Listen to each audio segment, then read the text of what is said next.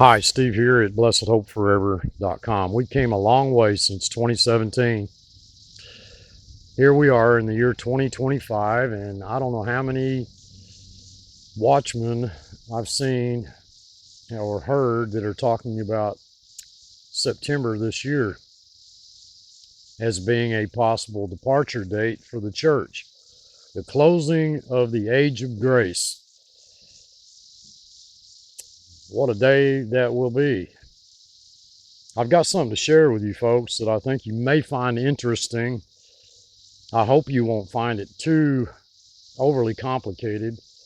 There is a simplicity to it.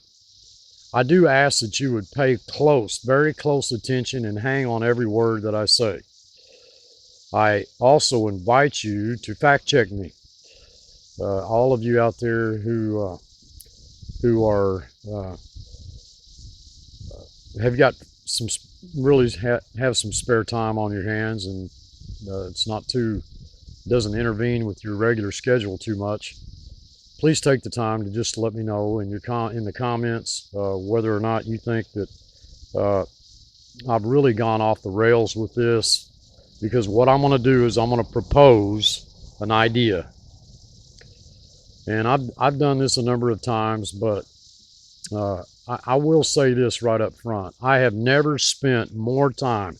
I've probably done nearly close to 1,000 videos since 2017. I spent an enormous amount of time studying. I spent an enormous amount of time researching. I spend a lot of time on a video. If you watch one of our videos and it's 45 minutes long, I've spent, I don't know, it could be I've spent 40 hours on that. The video that I'm about to show you, the video that you're about to watch, is probably going to be less than 10 minutes long. And that's counting this introduction. But I'd just like for you to know that this 10-minute video you're about to watch is a video that I have spent countless numbers of hours on. And so I hope that you find it a blessing. We love you here at blessedhopeforever.com. We love you. We truly do. So let's get right into the video. Is there any evidence for a 3975 BC creation date? Adam created in 3975 BC.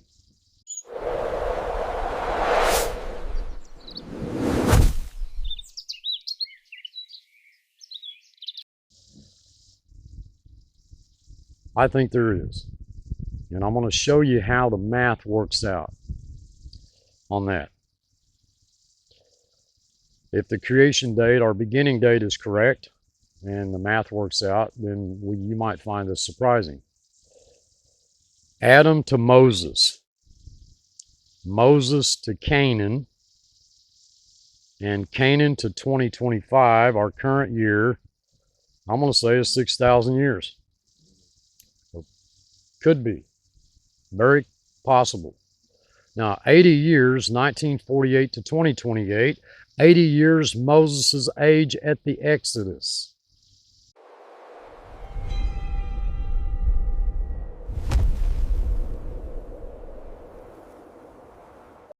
Think about that. I see patterns in this. 120 Jubilees, Adam to 2025, 120 years Moses' lifespan. Okay? Adam to Moses, 2450 years. That's 5 times 490. Okay? So now at the Exodus, Moses is 80. All right? The wilderness, they wandered in the wilderness 40 years. So Moses' lifespan, 120 years. And then the Israelites entered into Canaan.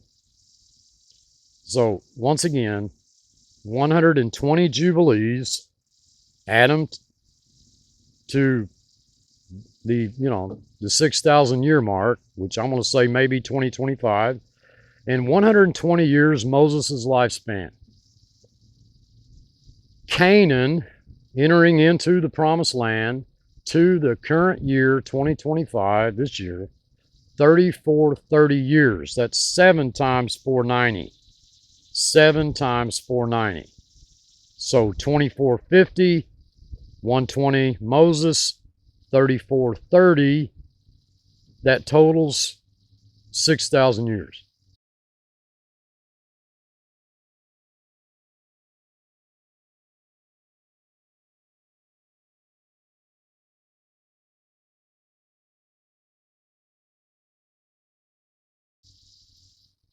Now, what am I doing? What I'm doing is simply this. I am calculating epical, biblical Jubilee cycles and the birth of Moses. I'm assuming a creation date of Adam. I got to have some place to start. 3975 BC. Okay? Now, what do I mean by epical Jubilee cycles? Simple. Okay?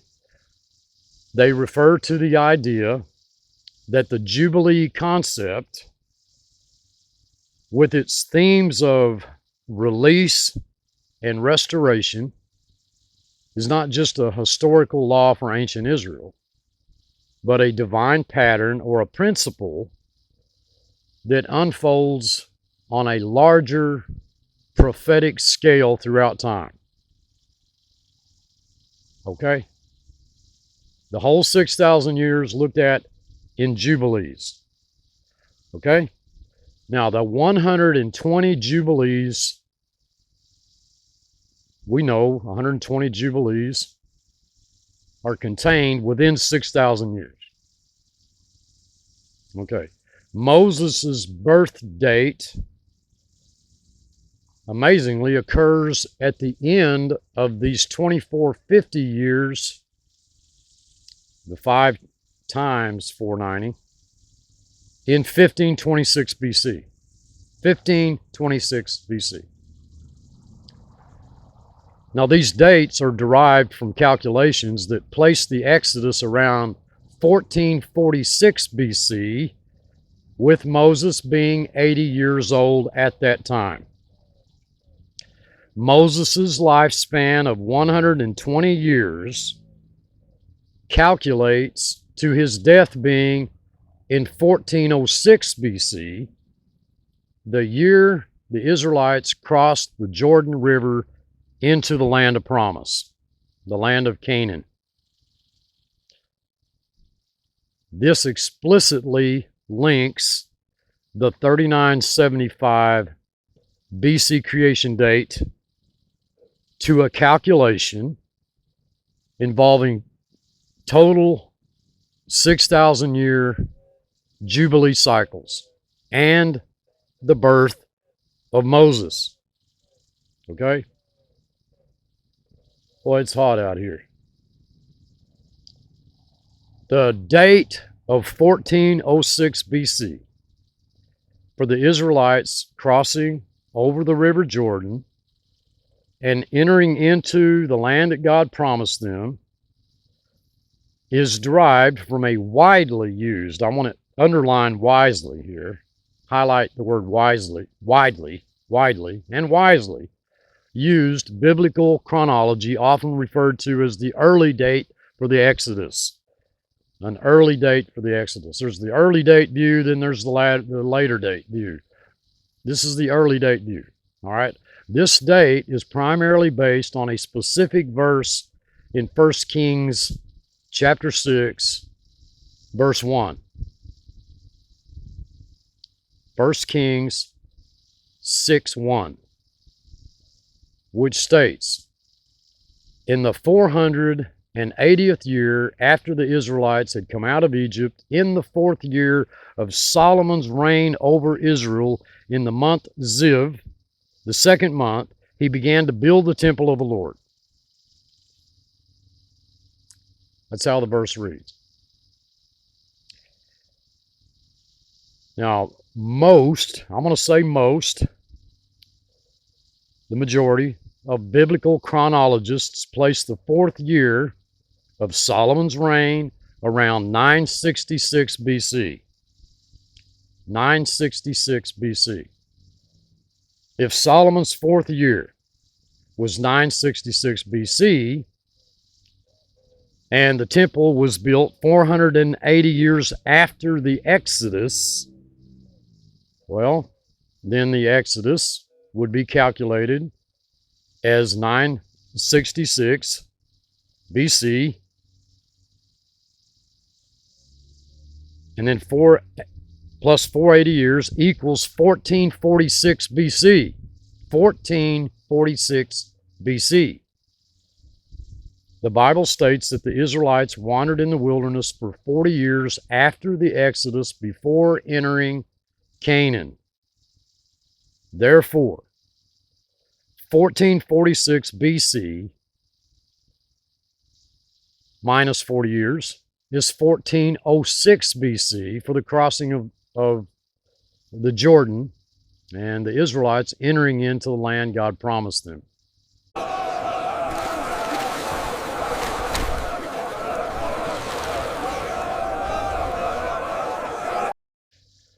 Okay, 1 Kings 6:1 that I quoted you is a direct chronological marker that should be taken literally, in my opinion. Literally.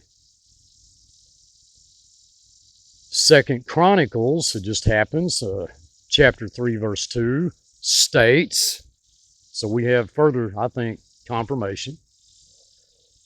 He began to build in the second day of the second month in the fourth year of his reign. Now, some archaeologists, like John Garstang in the 1930s, and later another one named Brian Wood, have argued that their findings, their discoveries at sites like Jericho, show evidence of destruction around 1400 BC. So we have archaeological evidence that comes in alongside what I'm telling you here, which is consistent with fire and collapsed walls, and this aligns with that early date for the conquest. They point to specific pottery styles and destruction layers that they believe support the biblical narrative for this period. All right? Now, some scholars interpret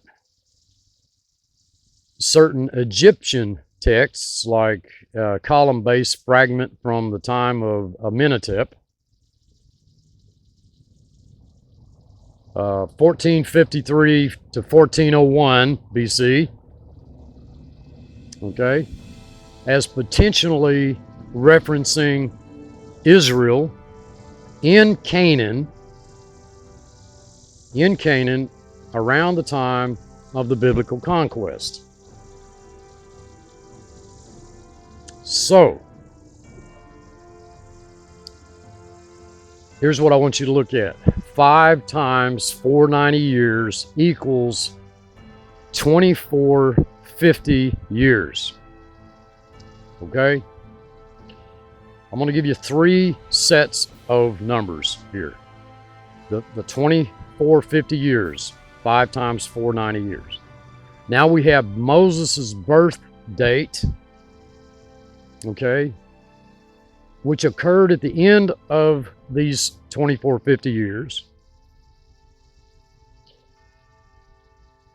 Going back to the beginning, 3975 Adam, 3975 BC, less 2450 years equals 1526 BC, the birth of Moses,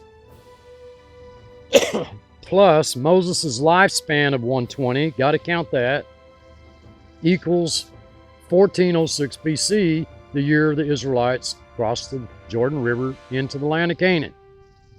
Now that would leave the remaining Jubilee cycles of 490 years to be 7. 7 times 490. 7 times 490 years is 3430 years. So, if my math serves me correctly, 2450 years to Moses' birth plus 120 years Moses' lifespan plus 3430 years to the present year 2025 equals 6,000 years. Okay? 5 times 490 and 7 times 490. Plus we add the 120 Moses' lifespan. Okay? Comes out to 6,000. And 5 plus 7 equals 12. Okay? 12. So you're looking at 5, add them to Moses, and then Moses' 120-year lifespan, then 7 to the current year 2025. 5 represents grace. Everybody knows that. 5 represents grace, 7 represents perfection and completion. I'm going to call it perfect grace complete. That's what I'm going to call it. All right. And 5 plus 7 equals 12, which represents God's authority. Y'all be blessed. I love y'all. I truly do. Thanks for watching.